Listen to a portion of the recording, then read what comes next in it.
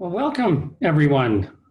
I'm simply thrilled that we have 140. I was going to say, oh, more coming in. 141 participants in a very important discussion today about academic restructuring and our commitment to EDI and truth and reconciliation here at the University of Alberta. My name is Bill Flanagan, and as you all know, I'm the President and Vice Chancellor. I'm really pleased that we've been able to organize today's meeting, and I hope that this is just the start of a really engaged conversation as we go forward. As you know, in talking about the University of Alberta tomorrow, I've tried to make the lens, an EDI lens, integral to what we're doing. And certainly the insight that all of you are bringing to this discussion is something that is of great value to me personally and of value to the whole leadership team here at the university. First, I just wanted to mention that today's, first I just want to begin the meeting with an acknowledgement of that the University of Alberta respectfully acknowledges that we sit on Treaty 6 territory, the traditional lands of First Nations and Métis people. And of course, given our commitment to EDI, it's particularly important that we begin the meeting with that acknowledgement. I also want to acknowledge that we still have a great deal to do to make these meetings fully accessible, particularly to the hearing and visually impaired. And I know that Wendy and others have been working very hard on this, but we have not yet met the mark. We are recording today's session, and the recording will be available with closed captioning. But I just wanted to acknowledge that I know that we have a lot more work to do, and I know Wendy and her team is working very hard on that. But I want to also begin by inviting Steve and Gitta and Wendy and Evelyn to introduce yourselves and just talk a little bit about your role in the university, in particular in the context of EDI initiatives. Steve, let's begin with our provost. Sure. So I'm Steve Dew. I'm Provost Vice President Academic. Much of the responsibility for EDI does reside with my office. So obviously this is a key priority, key area of responsibility for me. And I'm also a major player in leading a lot of the process around the University of Alberta for Tomorrow and particularly the academic restructuring elements of it. And so it's my responsibility to make sure that that's embedded in that process. And I'm sure we'll have a chance to talk a little bit more about what that means later on in the session. Great, thank you, Steve. Wendy. Hi, everybody. Welcome. I'm Wendy Rodgers. I'm Deputy Provost. I work closely with the Provost's office and the President's office on all things EDI, and am charged with steering our journey in an inclusive way and making sure that we are walking the walk before we talk the talk. So that's one of my roles. Great, thank you, Wendy. And Gitta.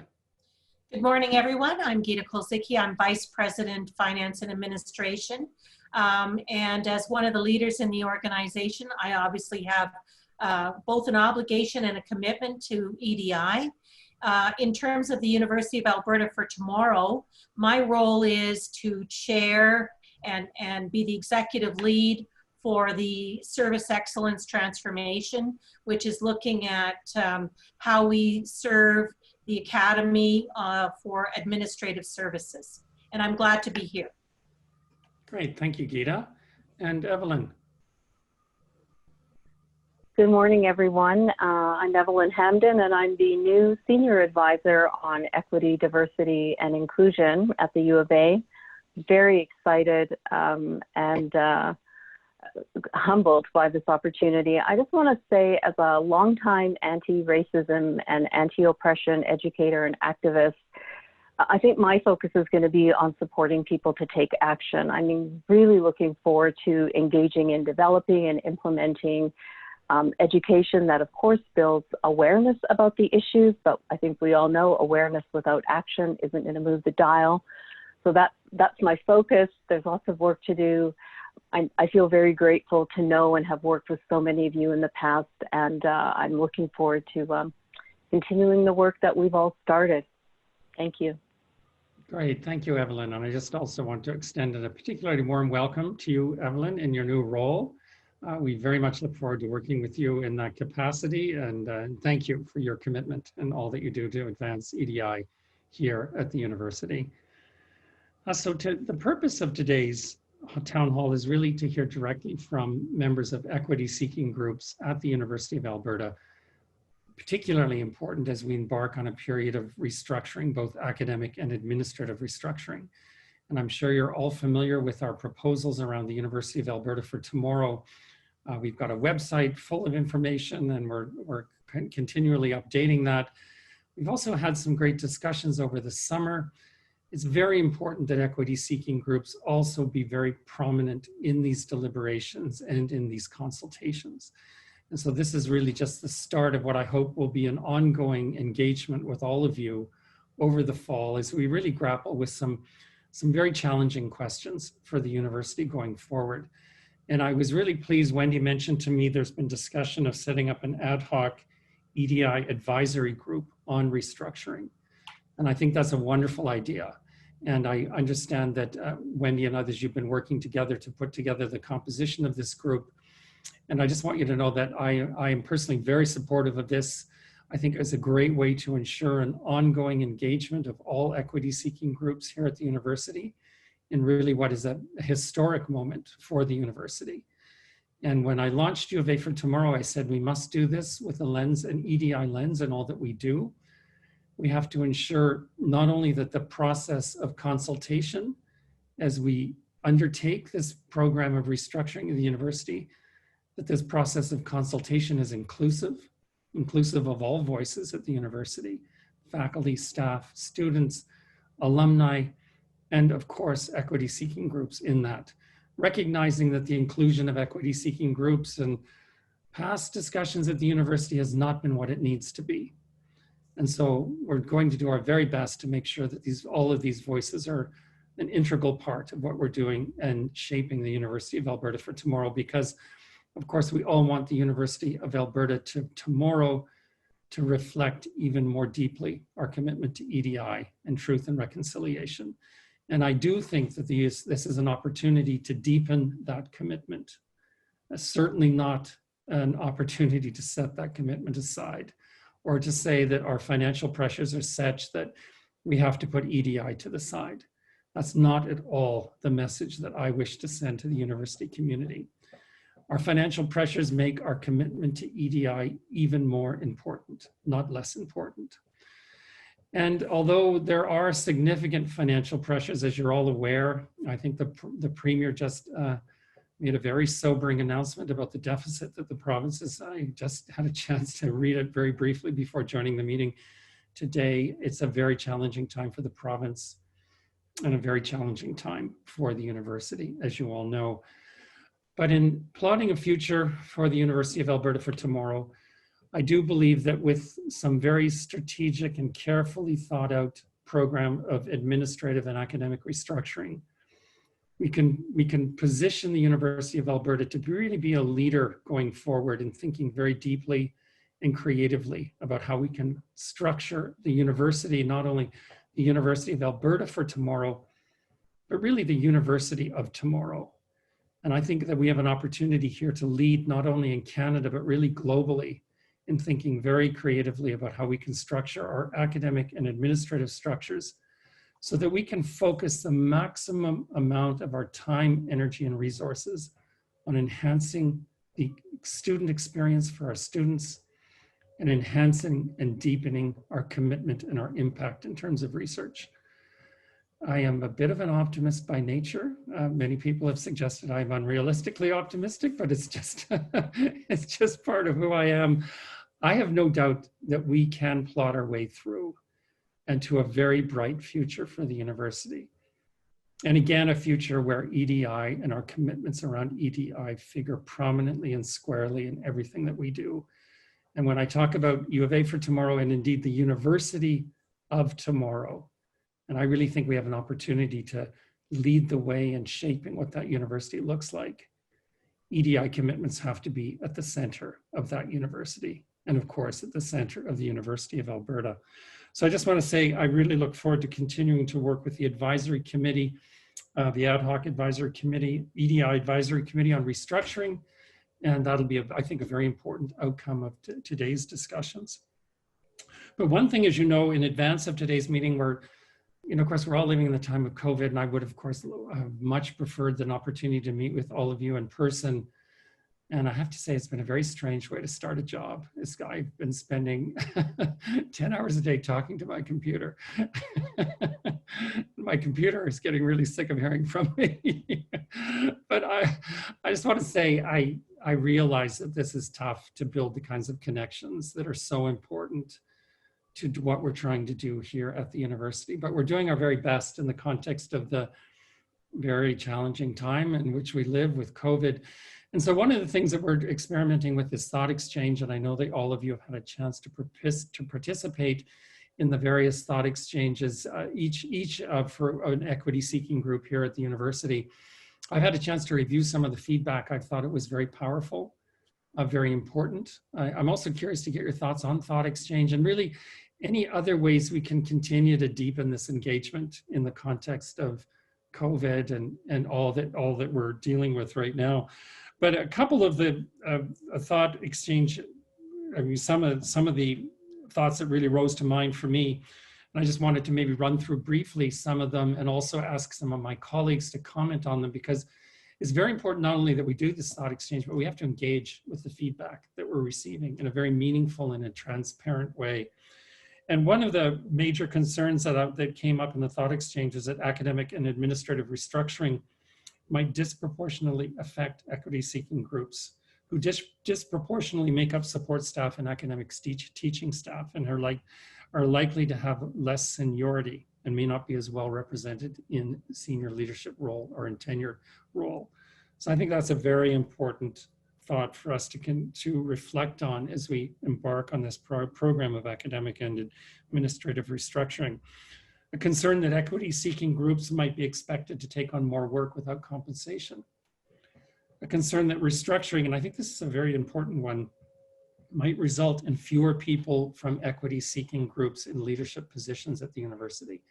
That has to be something that we reflect on very carefully as we go forward and really rethink the leadership positions of the university. Those leadership positions must reflect our commitment to EDI at the university more broadly. And so that, again, has to be key to our discussions. A universal design and accessibility, strong concerns for persons with disabilities. Expressed interest in EDI training for all staff and EDI initiatives for all units following the UAT restructuring. And EDI should not just be part of specialized departments or units. I think a very important insight that EDI has to be woven into all that we do at the university.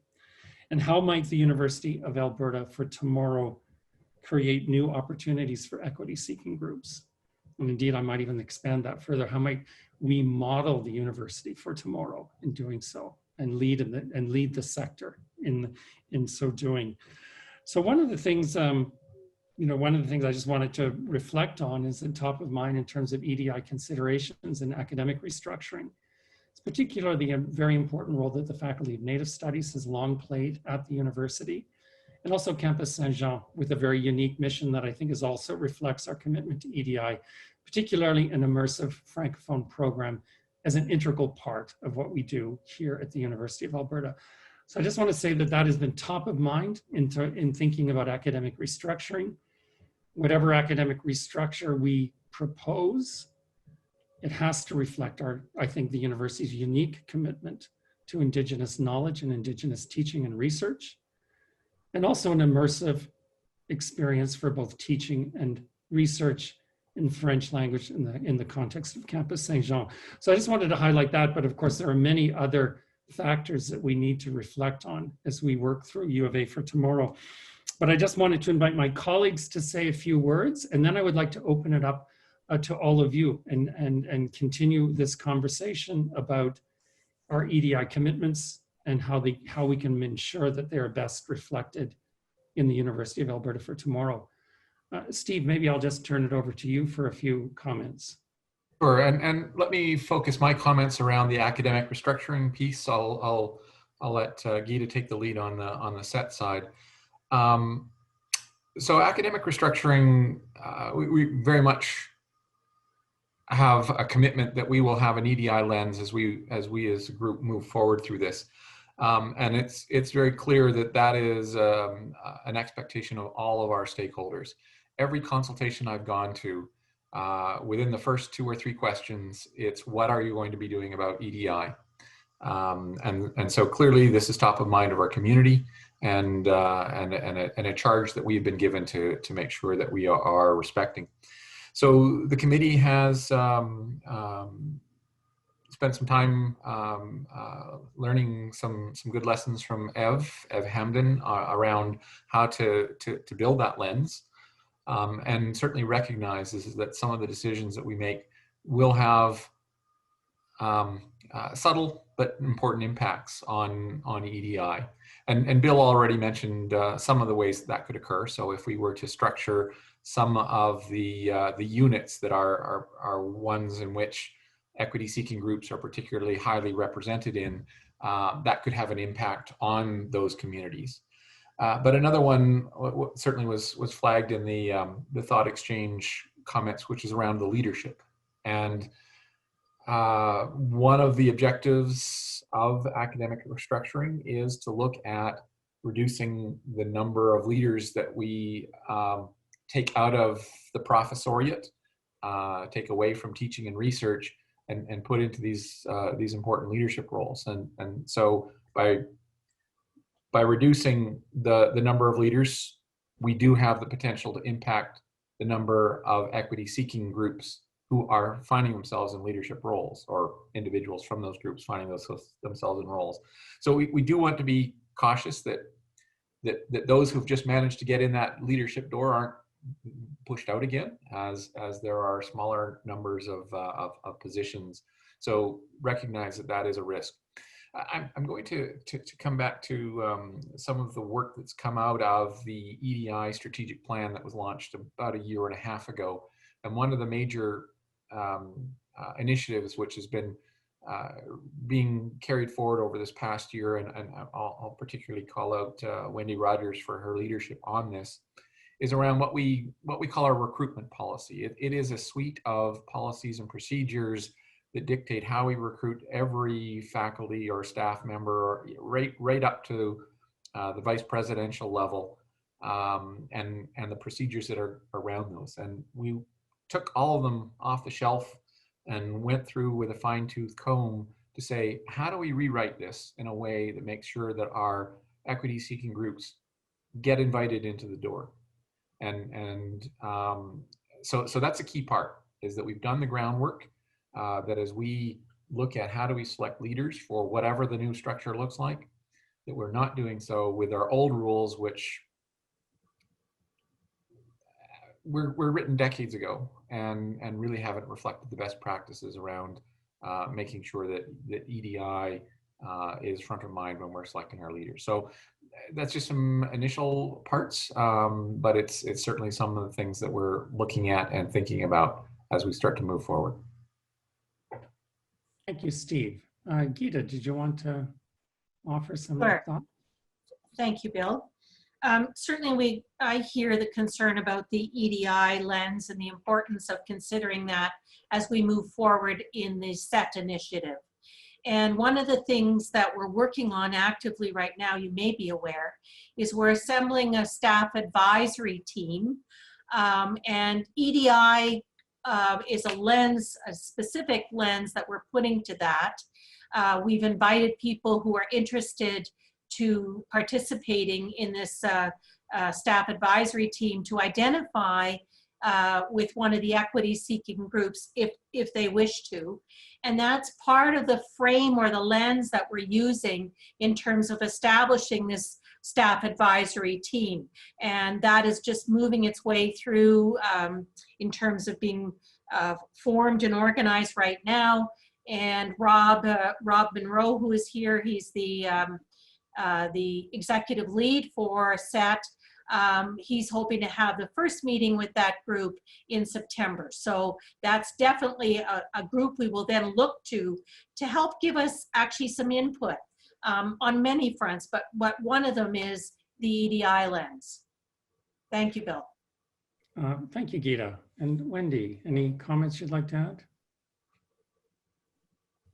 We'll just be really quick. So we're just continuing our work, following up on Steve's comments on examining pathways, on examining definitions of excellence and achievements, and having a broader view to people's career pathways that would prepare them to take on leadership positions in non-traditional, meaning less rigid and less closely defined on historic biases, to ensure that we have better access to positions, and also that those positions are more inclusive in their conception in the first place. Thank you, Wendy. And Evelyn, anything you'd like to add? Well, having just begun, I can't report on much that I've done other than it's been a pleasure to work with the SET and the academic restructuring committees to support their use of equity lenses, and that I'm very excited about some of the continuing the work with recruitment committees on ensuring an equity lens in recruitment. Thank you, Evelyn.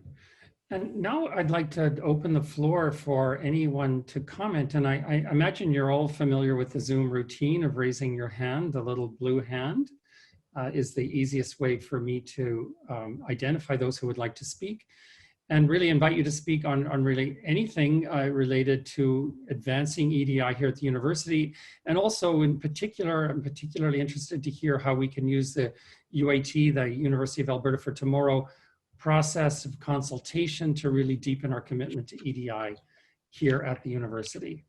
And so and we will be making notes, and I hope, as I said earlier, I hope this is really the start of an ongoing conversation with all of you as we move through a period of great importance for the university. Does anybody want to jump in? Okay, Mary, I see a hand up. Hi, Bill. Thanks so much for leading this. It's as you said, a long overdue and really important conversation that we need to have.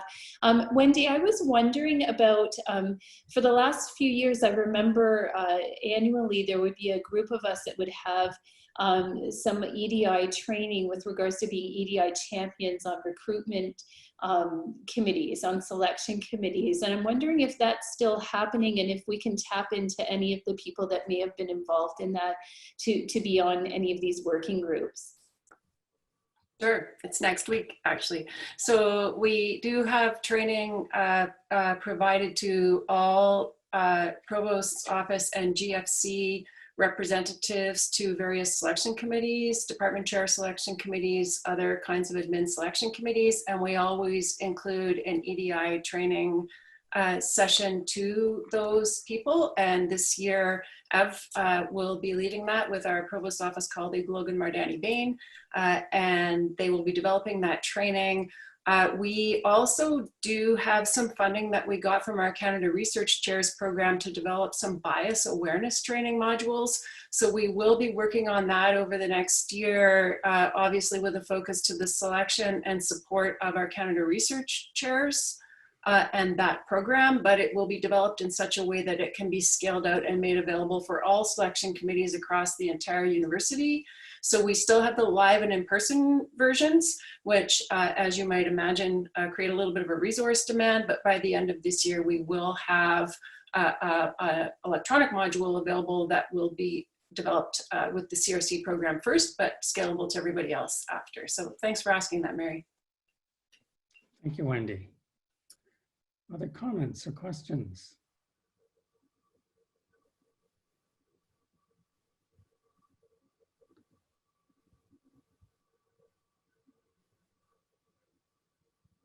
Oh, yes, Jocelyn. I would encourage people to ask questions. It's difficult to follow the chat and listen at the same time. So if you're comfortable asking questions, I think that's great. Jocelyn? Hi there. I'm a graduate student in the chemistry department, which recently has formed an EDI group, which is great, and looking forward to working with them. But something that I noticed, I think the last speaker just mentioned the CRC chair positions, that they're looking towards equity lenses there. And my question is mostly about accountability. because I know when my department went through the process of hiring a new CRC chair, they were required to write an EDI statement that outlined issues and highlighted issues within the department. And that was about 3 years ago. And this is the first action the department is actually taking, like 3 years later, to address any of the concerns that were initially highlighted during the application. So I was just wondering if there's any sort of system for accountability that could be set up, or if you have ideas for that once issues have been identified.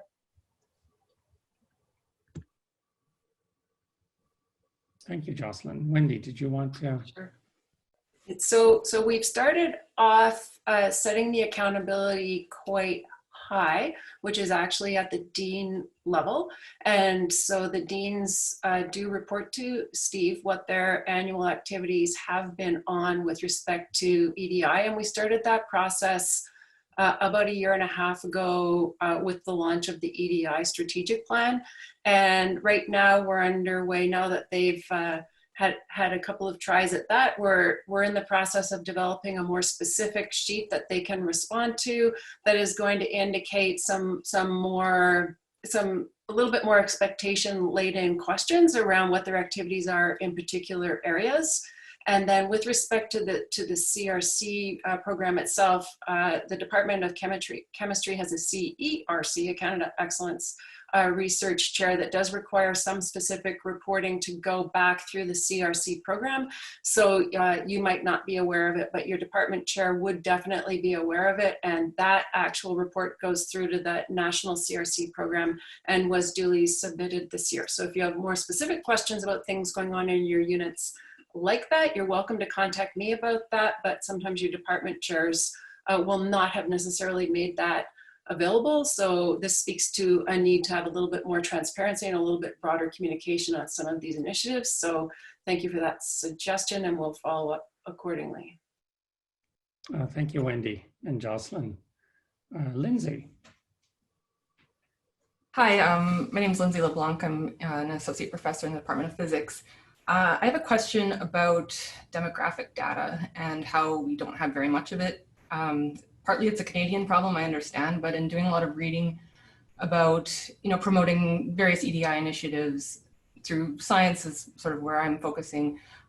There's a big need just to know where you are and where you're going. And I would like to know if you have any plans of doing campus-wide surveys, or how you're going to address privacy issues around that, and how we can actually get the data about, in my department, knowing what our undergraduate population is, for example. So Yeah, just some questions around that.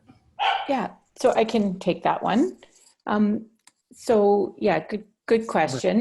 You might just introduce yourself first. Oh, sorry. May not know you. Yes. Yes. So I'm Deborah Williams. I'm the AVP of Disclosure Assurance and Institutional Research. So really answering this question from both the EDI and institutional research components. So late last year, we actually did a census of employees to collect those basic demographics, so we do know that where we are. So that overall report is just being constructed right now, but we certainly have been providing that data to faculty so they would know, so they have their own information. And then there is plans to start developing a student either a survey or collection through application or combination thereof, so that we also will have the student information. So yes, we have started down the road and collected thus far the staff demographics. Okay, thank you.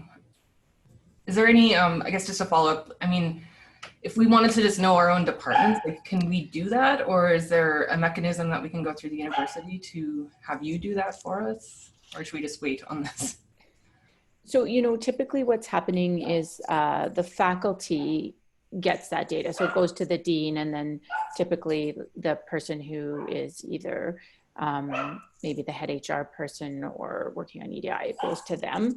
I do have to say possibly less so for science, but there's always a balance between maintaining confidentiality due to the sensitivity of the information versus providing data. So we are working through those issues right now.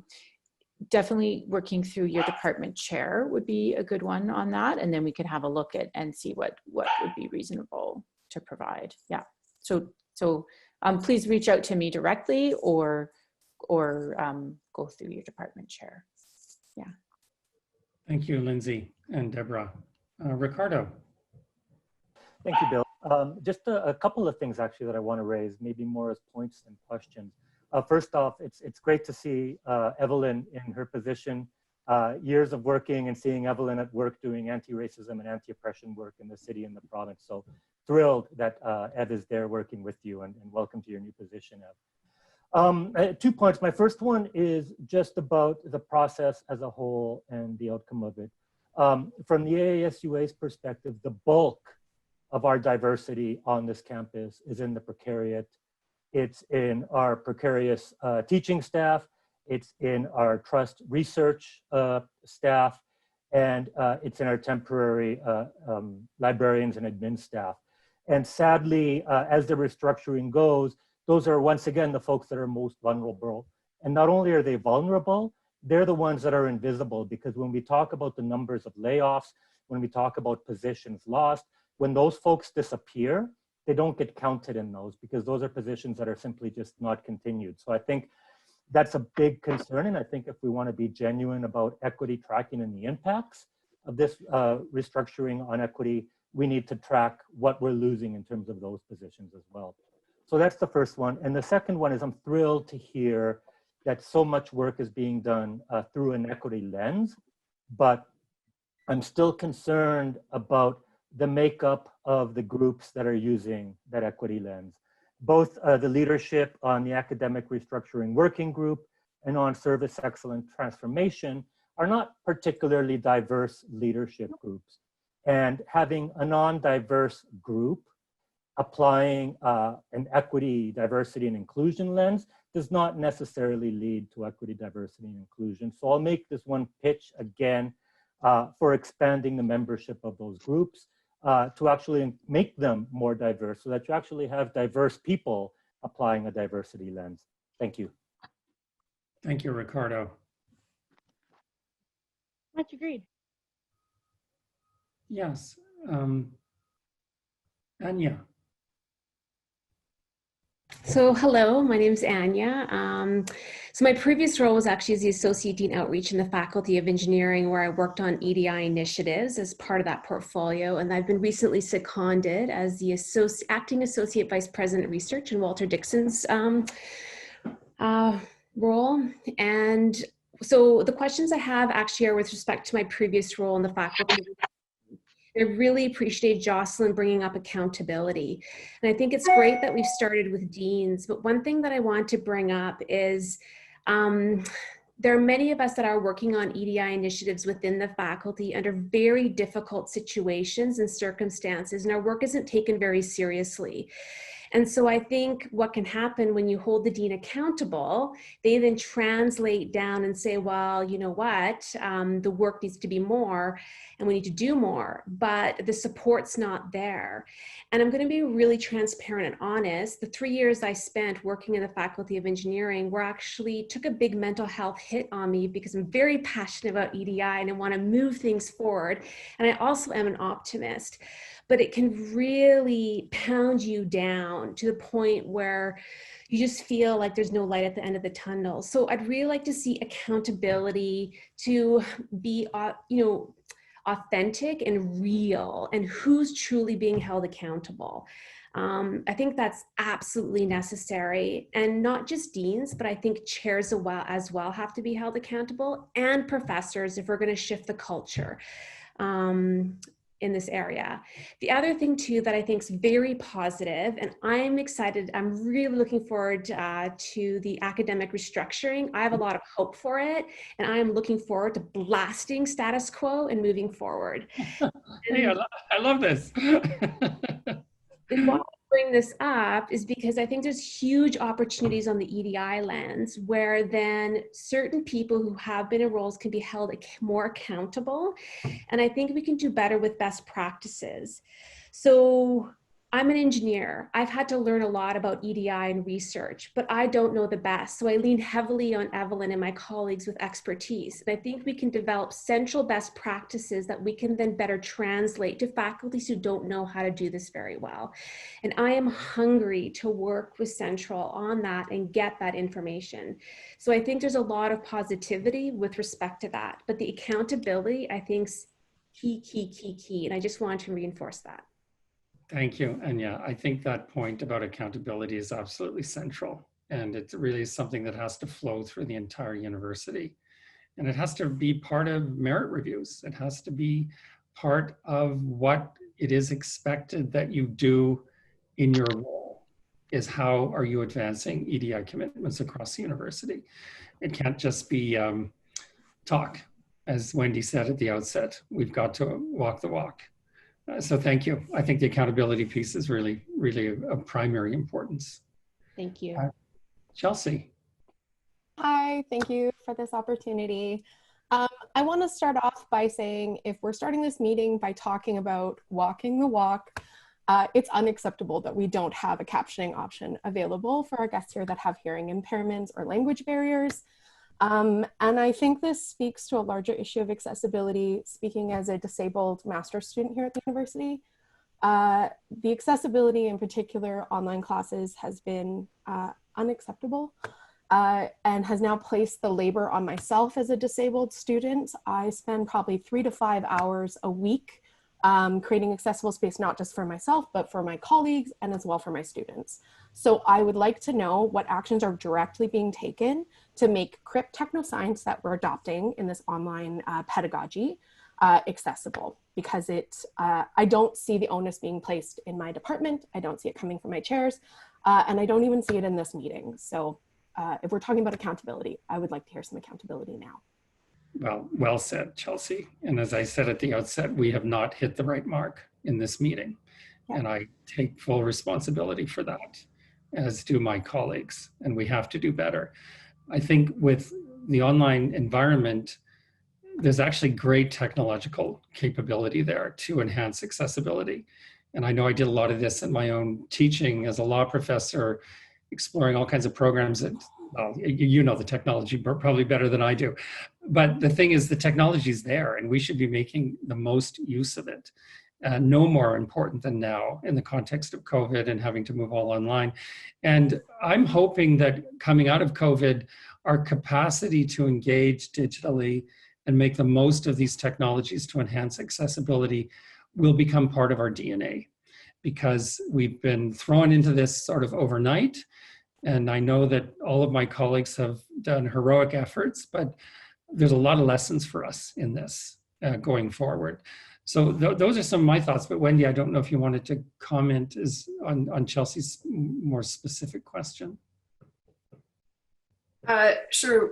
We know that accessibility is one of the bigger challenges at our university, and I'm noticing in the chat that our Dean of Students is on this, and he is leading the charge from a Dean of Students standpoint. And we are ensuring that in all future meetings, we are going to include various kinds of accessibility or supports for vision and hearing impairments.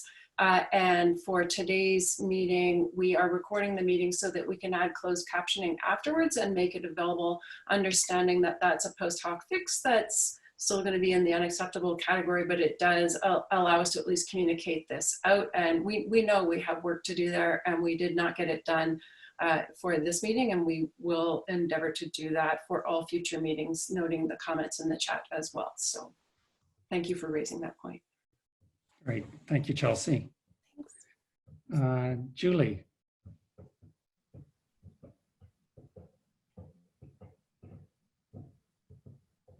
Julie, maybe you're muted. We can't hear you. Looks like she's unmuted. I'm not sure why she's not coming through. Yeah, Julie, are you there?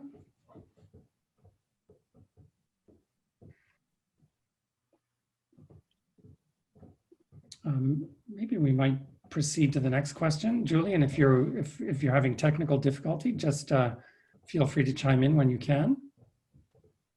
Dunsey?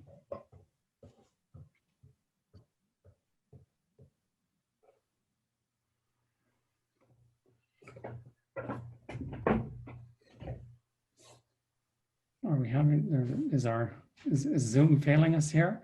Dunsey is, oh, there we go, unmuted now. Okay.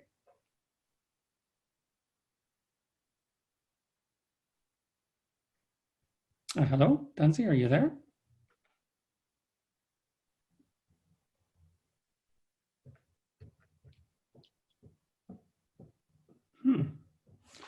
Maybe we might move on to Joshua. This is Andrea MacLeod. I'm sorry to interrupt, but it seems because my name starts with an A, I'm floating above Kathleen. So I've been waiting with a blue hand up for a little bit. I don't mind waiting a little bit longer, but I just wanted to flag that. I'm not. My apologies, Andrea. This wasn't clear on my list, but please proceed. Okay. I just wanted to come back to the census data that Deborah Williams was speaking to. And from my understanding and from my understanding when I completed the questionnaire, it was voluntary. So I think it's really important, but I think we also need to find ways to get a full picture of our campus, and it's essential in evaluating our initiatives, in evaluating what barriers continue to be in place. And it's also, as a number of us are preparing tri-council grants, this information is becoming more and more essential in preparing those grants. So for example, NSERC has moved towards 1/3 of the grant proposal is around EDI, and we need highly specific, very concrete information and preparing that information.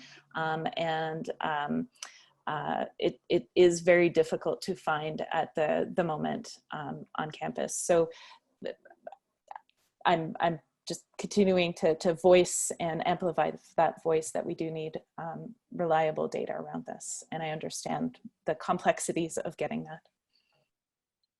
Thank you. Yeah. Andrea. Deborah, did you want to comment? Yeah, so I will. You're right, Andrea, it was voluntary, and certainly that's something we can continue to revisit in the future. On the topic of granting applications, though, we do have actually a separate process for that. That I guess ultimately it would still be sort of voluntary, but we have really almost, we have essentially 100% compliance for that particular data administration. So that is handled separately because the implications for that are different than, say, completing the census. But I hear you. We'd like that data for everyone. I absolutely hear you. Great. Thank you, Deborah. I think Julie has fixed your microphone. Is that right? Julie Rock, are you there? No, her microphone is not working. I'm seeing signals from her that she's having some technical difficulties. Okay. Sorry, Julie. Dunsey, are you there? Joshua? Hello, am I here? Yes, sure, we can hear you. Okay, Yes. good. Hi, I'm Joshua St. Pierre. I just want to follow up on Chelsea's question about access. So I'm assistant professor in political science and also CRC in critical disability studies.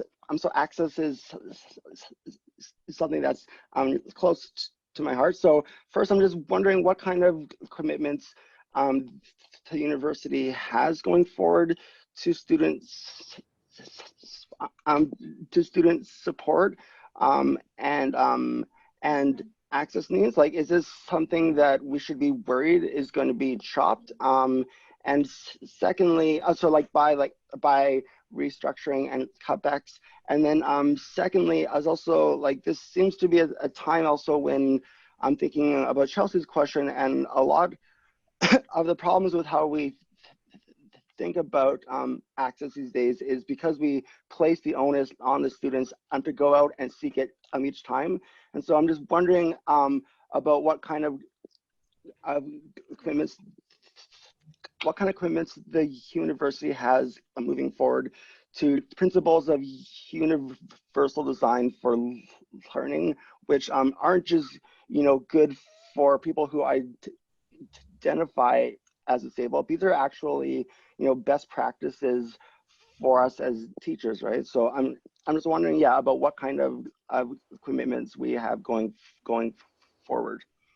Thank you, Joshua. I can certainly say on behalf of the university that a commitment to accessibility for our students has to remain core to what we do. And the University of Alberta, the only thing we can do is continue to deepen that commitment.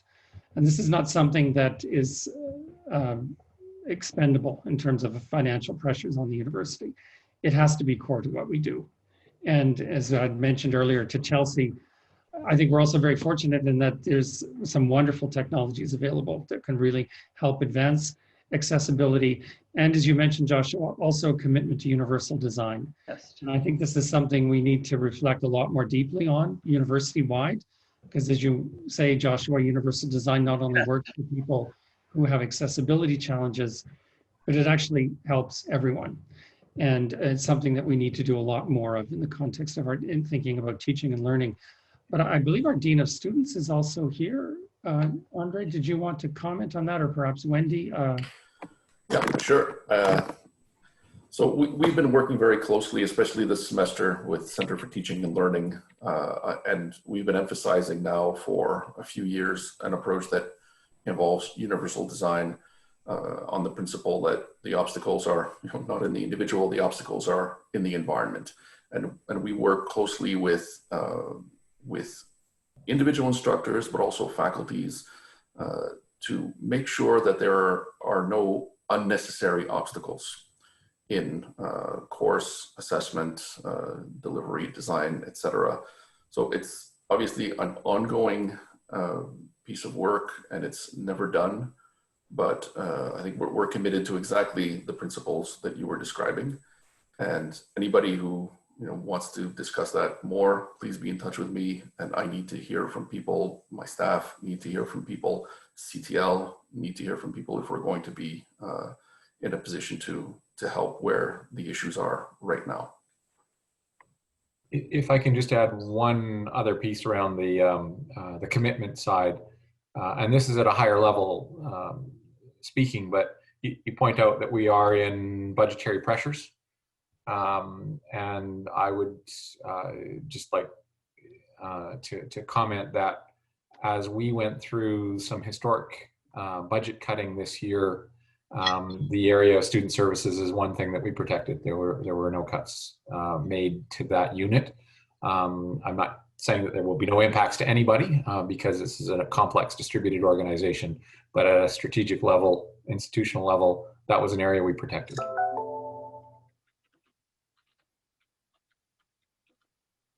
Thank you, Joshua, for a really excellent question. And I believe Julie has found her microphone. I'm back online. Thank you very much. Can you hear me? Yes. I hate that Zoom question. I have actually now clogged your chat with my question, but I'll just repeat it here for people who can't read the chat. I think I'm the first HM Tory chair in the university who's an out lesbian. I might be wrong, but I think I am. And so for today, I am representing GLBTQ plus groups. My question is about trans students and faculty. So trans students and faculty, we're not on campus right now. It would be a great time for EDI to put its money where its mouth is and build washrooms in every area of our campus. We have people who cannot go to the bathroom. This is unacceptable in the 21st century for our institution. Please do it. Second, we have, because we've moved to online instruction, this is dangerous for our trans students and faculty. I know this because they tell me. So the system actually dead names them, which means they are being forced to use names in their CCID on eClass that are not their names. It is hard for them. They also are sometimes in living situations that are not allowing them to be their full selves in our online learning situations. Our faculty are in similar situations. I want to speak, I can't speak to everything that they want to say, but I know this for a fact. This is a real chance for EDI to do what Wendy says and put their money where their mouth is and fix this now in the fall and be seen to be doing it. Please do it. Thank you. Thank you, Julie. I'm really glad you found your microphone. That's a very, Sir, that'll be the last time you ever say that about me. Thank you. No, I don't think so, because you speak in a very, very powerfully about a very important commitment for the university, and that is our trans students and faculty and staff are, as you point out, in a particularly challenging circumstance. And if we want to walk the walk and talk the talk about an inclusive community, that is, I think, among the most pressing challenges facing the university today. So thank you for speaking so convincingly about a very important commitment of the university. I want to raise my hands. Terra. Raise my hands. Hi, I'm also the equity officer for AASUA, and I'm an engineer. I have a question for Gitta and maybe Rob Monroe around the SET initiatives to look at specializing admin positions as part of the restructuring related to administration. So often as jobs get specialized, qualifications for those jobs tighten up. And for example, requiring maybe a professional degree or professional designations in order to stay in those specialized kinds of jobs. We have a lot of people with an awful lot of experience doing broader kinds of jobs. And in moving towards specializations, will there be any accommodations for helping people move into new roles, helping them try out new roles, and if it doesn't work, finding places for them to be productive in other roles? It's a different kind of accommodation, but it's also something we need to think about in moving towards specialization, is that we absolutely have to, and this isn't recruitment, this is retention. We have to look at the same factors for EDI in retaining these people, because and they're extremely valuable. We need to be able to, to support them going forward as we can, ensuring that equity-seeking groups don't lose out because they definitely do have a different kind of background than what might be seen as the corporate finance or the corporate HR function. Thank you, Terra. I think you raise a really important point, and this is actually something I chatted about with the former president of Monash University, who underwent a similar restructuring.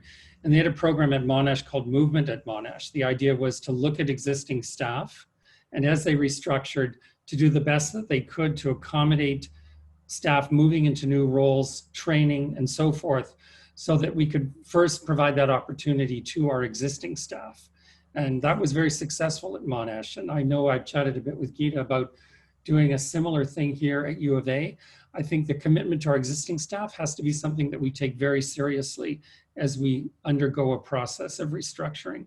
But Gitta, did you want to comment? Well, and I'll add that I agree with you, Terra. We have very good employees here now, and obviously our goal in all of this is to retain the talent that we have. I mean, recognizing that there's no question as we're dealing with the kind of funding cuts that we're going to have less people than what we've had in the past.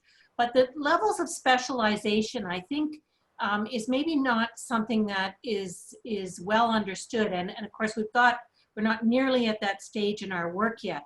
But specialization is around job focus.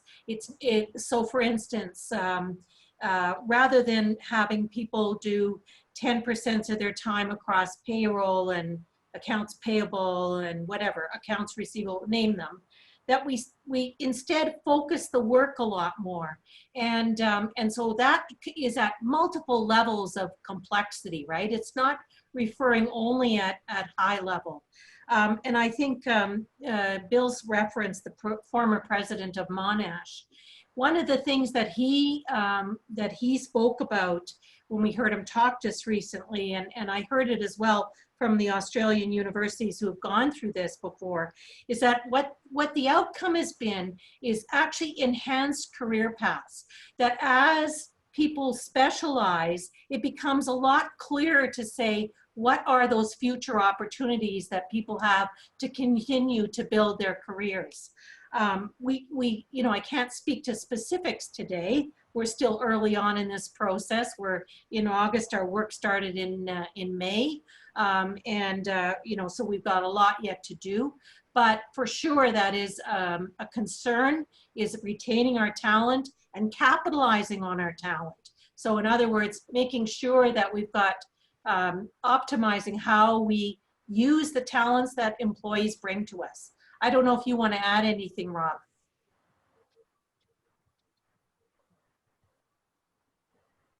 I think you covered it, Gitta. Yes, definitely. It is something in the initial stage that we've definitely talked about, and it'll be a consideration going forward. And it's a very excellent point. Yeah, thanks, Rob and Gitta. I see we've got 5 more hands, and our time is running short, and I'd like to give an opportunity for the remaining 5 people to speak. So I just ask you to keep your comments short, and we might save a reply for a wrap up. But James? Oh, hi, thank you for the opportunity to make a few comments. I'm James Kariuki, I'm Professor of Chemistry, also Associate Dean of Teaching at Augustana campus. So one of the things I would like to urge as the restructuring happens, I know the financial constraints, but each faculty had so-called safe space where people can report EDI issues, both students and staff. So I'm urging the administration to consider, as you form new faculties or units, to consider that each faculty or unit or school has a place where people can feel safe. So safe places to report these issues as they happen. Thank you, James. Aman. Thanks. I am the Manager of Programs and Services at the Institute for Sexual Minority Studies and Services in the Faculty of Education. And I'm just wondering if there's a vision for how units like ours, and there's so many others, First People's House, for example, housed in other faculties, just how the restructure is, what the vision is for restructuring these types of units. Thank you, Aman. I just want to go through the remaining comments. Sarah? Hello, I'm the Student Accessibility and Success Advisor at Augustana campus. And I had 2 comments. One was fully supporting what Chelsey said. Accessibility is always an afterthought, and it would be nice if, as part of every person's performance appraisal or annual review, whatever it is, they had to include what had they done to increase their accessibility and their understanding of accessibility needs. And in addition, being located at Augustana, many of the events, under normal circumstances, many of the events, including town halls, lunch and learns, and so forth, are not accessible to Augustana faculty, staff, or students because we're geographically not close enough to, it's an hour drive. So to drive an hour to go up for 1 hour lunch and learn and drive another hour back at least makes it inaccessible, or to attend meetings and other events. And when I've asked about it in the past, I was told, well, we don't have the technology to allow you to participate remotely. Well, the pandemic has proven that that's not true. And so I would hope that even if we go back to in-person, these events are still going to be accessible remotely for those who can't be there in person. Thank you, Sarah. Great point, building on my earlier point about the lessons learned during COVID and opportunities. Brent? Or sorry, Brett? Yes? Yeah, no problem. Hi, Brett Zawadiuk here. Just to preface my comments, I identify as a gay male, and so that's a bit of where I'm coming from with my questions. One is, as you were talking before about recruitment and hiring of staff, I was reminded of about 2 or 3 years ago when Dalhousie was recruiting for their vice provost students, and they made the commitment to hire either a racialized minority or an Indigenous individual to the role. And I was wondering, like, I think that there's a lot of thoughts around, you know, taking an approach like that to recruitment, but has anything like that been considered with our recruitment for the VP External Relations role, so that from a senior executive level, we would see a more visible minority individual within that team? Because from speaking for myself, it's meant a lot seeing someone like me in senior leadership now at our institution. And I can only imagine what that may feel like for those who are from racialized minority groups and who don't see that from a senior leadership level. My second question comes from SET. And as we look at work being done, particularly the structure of protective services on our campus, the services they provide, and the focus of their work, I'm fortunate that I have positive relationships with a lot of our officers on campus, but that said, as a sexual minority, like, I do have my misgivings when it comes with general law enforcement. And I can only imagine how students and staff who Indigenous, a racialized minority, many different backgrounds, how they may perceive the role of protective services on our campus. And so I'm just wondering, like, are we looking at how we're investing there, the work being done by protective services, and how is it supporting community in the most effective and efficient way possible? Thank you. Thank you, Brett. I really appreciate your thoughts about the protective services. And I do think that the lessons learned in Black Lives Matters is something that we need to reflect on as a university. And certainly our protective services need to reflect all of those lessons learned and those commitments around EDI. And so I confess I hadn't really thought about that until I saw the comment in the chat. I'm really glad that you have raised that. And it's certainly a discussion I want to continue to have at the university. So thank you. I appreciate that. Thank you.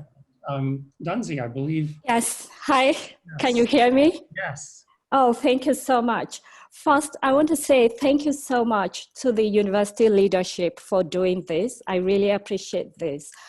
I have a comment as opposed to a question, but I have a question at the end of the comment. So my comment speaks to some of the struggles and the concerns we've all heard today.